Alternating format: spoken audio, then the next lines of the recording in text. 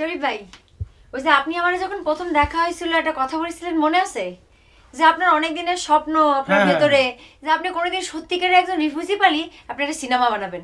তা আমার মনে হয় আপনার কাছে সময় চলে আসে, আপনার মনে যে স্বপ্ন লালিত পালিত হচ্ছে রিফিউজি নিয়ে সিনেমা বানানোর, এই যে উনার মনে একই স্বপ্ন লালিত পালিত হচ্ছে, উনিও চাই রিফিউজি নিয়ে একটা সিনেমা বানাতে।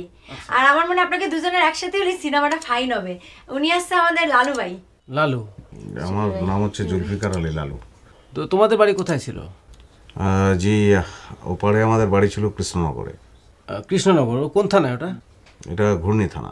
ঘূর্ণি? এ তো আমার এলাকার লোক দেখছি, আমার বাড়ি তো ঘূর্ণি। তারপরে এখানে এসে কোথায় উঠলে তুমি? জি, এখন আছি যশোরে। তো তোমরা এসছো কবে এটা?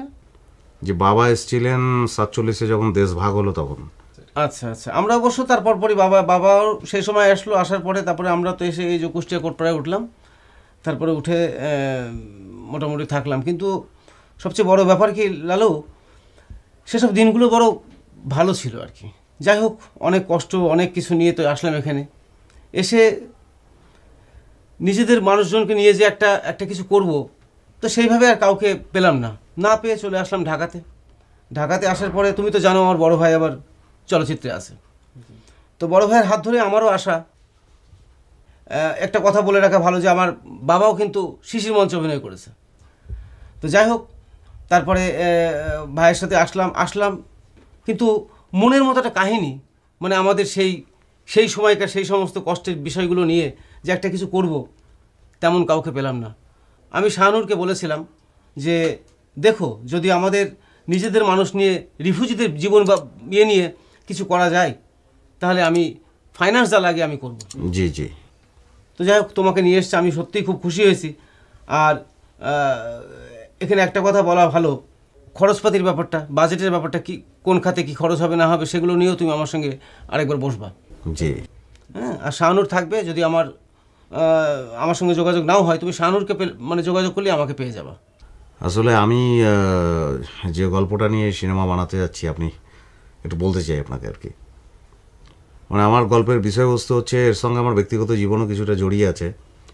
ওই যখন কৃষ্ণনগরে যাই, মাঝে মাঝে বেড়াতে তো যাওয়া হয়, তো সেখানে গিয়েও দেখি যে ঠিক ওনারাও এক ধরনের উটকো ঝামেলা বলে মনে করে, মানে ভাবছে যে কিছু জমি জমা তো রয়েছে, আবার নিতে এলো কিনা। আবার এপারেও যে যদিও বাবা এসছেন অনেক আগে, তারপর অনেক সময় পেরিয়ে গেছে, তারপরেও এখানকার লোকজন যে খুব ভালোভাবে অ্যাকসেপ্ট করছে সেটাও কিন্তু নয়।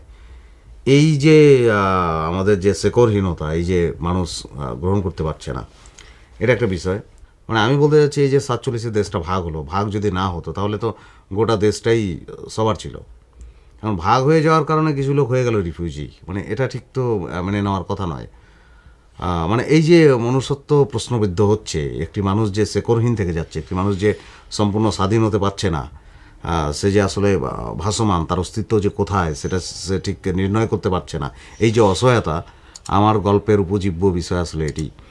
আর একটি বিষয় হচ্ছে যে গল্পে নায়ক নায়িকা আছে। নায়ক হচ্ছে কৃষ্ণনগরের ছেলেটি, যার বাবা এখানে চলে এসেছিলো 47-এর সময়। তো এখানে ছেলেটি প্রেম করেছিল একটা মেয়ের সঙ্গে, তো সব কিছু খুব ঠিকঠাক মতো চলছিল, ছেলেটি ব্রিলিয়ান্ট, সব ঠিক আছে। কিন্তু মেয়ে পক্ষ যখন জানতে পারলো যে ছেলেটির বাড়ি হচ্ছে ওপারে, এবং তারা চিন্তা করলো যে ঘটির সঙ্গে বিয়ে দেবো না, এই নিয়ে দ্বন্দ্বটি। মানে মূল কথা হচ্ছে যে শেকড়হীন মানুষ, অস্তিত্বহীন মানুষের যে অন্তর্গত কষ্ট, সেটাই মূলত উপজীব্য বিষয়। এখন আপনার যদি ভালো লাগে তাহলে সিনেমাটি আমরা করতে পারি আর কি।